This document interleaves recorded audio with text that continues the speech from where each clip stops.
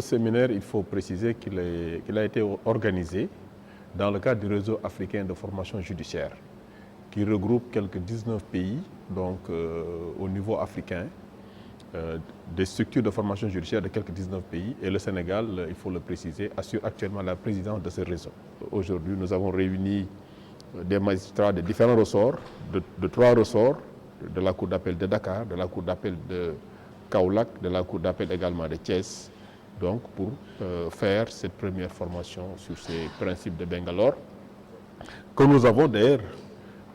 déjà dans notre manuel de déontologie au Sénégal.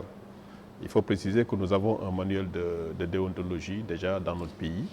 donc qui reprend pratiquement l'ensemble des principes qui sont dans ces principes-là de Bangalore. À la fin de cette formation, nos collègues seront, c'est l'objectif visé, qu'ils soient en tout cas mieux outillés par rapport à ces principes, et surtout dans leur pratique quotidienne.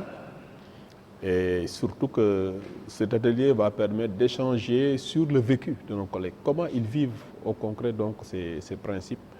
dans leurs différentes fonctions de juge du siège, de juge d'instruction, de procureur, etc. Et ça permettra évidemment un échange au cours duquel nous sortirons bien sûr avec des leçons apprises et certainement avec peut-être des recommandations qui pourront être partagées avec l'autorité, donc pour voir comment améliorer justement cet aspect éthique dans le fonctionnement de nos systèmes judiciaires. Les principes de Bangalore, il y a une origine de la ville de Bangalore où a été réunis les juges dans les années 1990 jusqu'à 2000 pour rédiger ce document. Ce sont les principes d'éthique pour les juges, pour leur comportement en cours, pour les principes fondamentaux comme l'impartialité,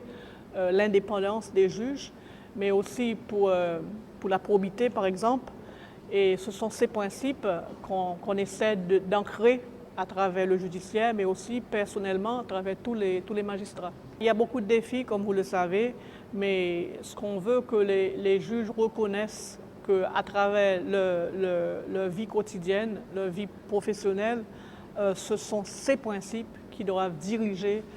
toutes leurs décisions et tout leur comportement. L'objectif, c'est vraiment de rehausser le niveau à travers toutes les judiciaires en Afrique pour avoir l'indépendance de la judiciaire, l'impartialité de la judiciaire, le respect des juges et le respect du public, les litigeants qui viennent en cours.